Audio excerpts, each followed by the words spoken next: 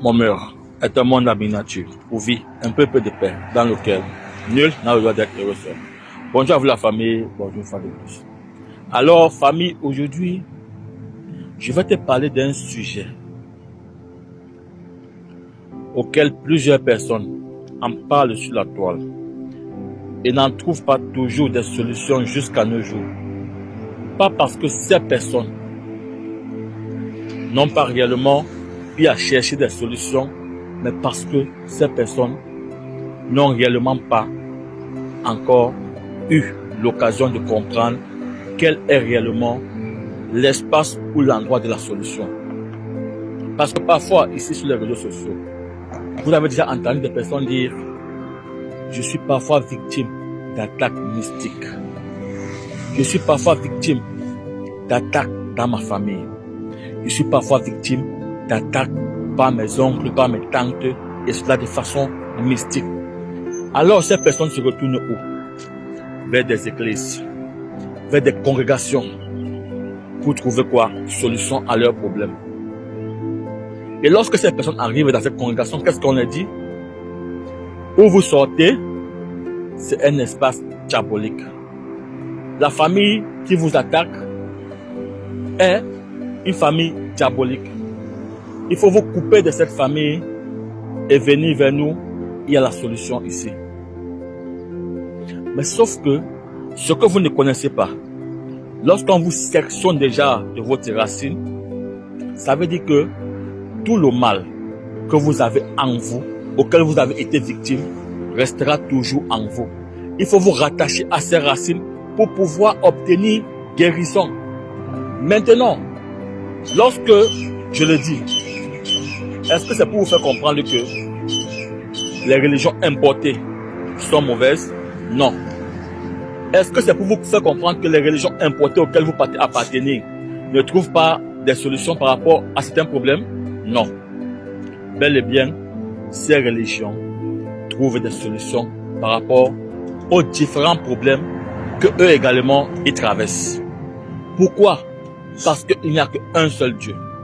Dans toutes les cultures du monde entier, il existe uniquement un seul Dieu.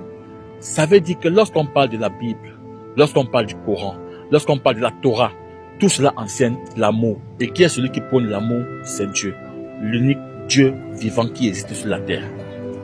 Maintenant, lorsque vous vous quittez d'un problème lié à votre tradition, lié à vos ancêtres, oui, parce que ce qu'il faut dire, dans notre tradition également, il y a du mal et également il y a du bon.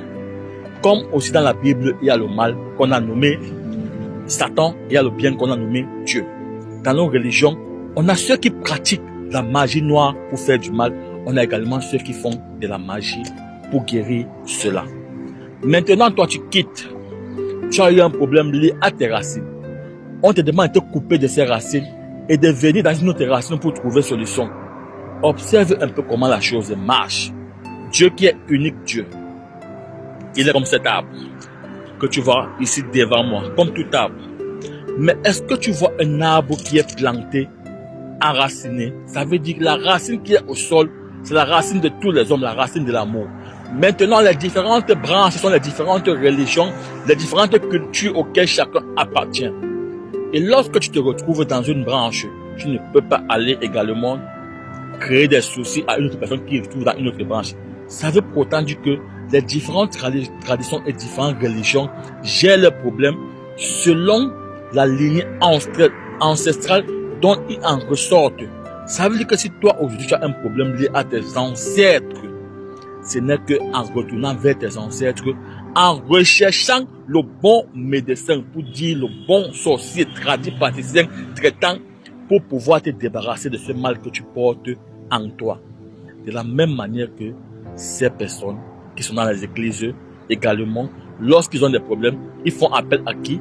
À leurs ancêtres qu'ils ont eu à avoir dans le temps passé. Raison pour laquelle tu vas voir peut-être que quand il y a un rite, on invoque qui? Une lignée de Jésus-Christ, qui est qui? Leur prophète. Chez les musulmans, ils vont parler de qui? De Mohamed, qui est qui? Leur lignée. Mais chez toi, est-ce que tu dois parler également de ce Mahomet, de ce Jésus?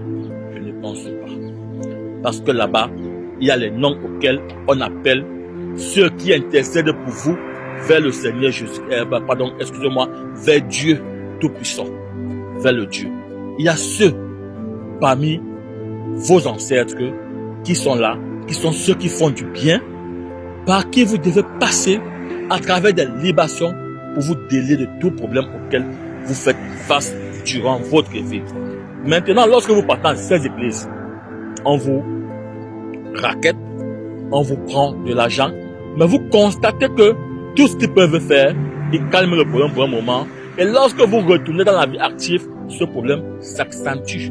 Au fur et à mesure, ça ne fait que vous ranger jusqu'à ce que vous puissiez réellement revenir à vos racines et voir réellement quel est le problème et trouver solution à ce problème.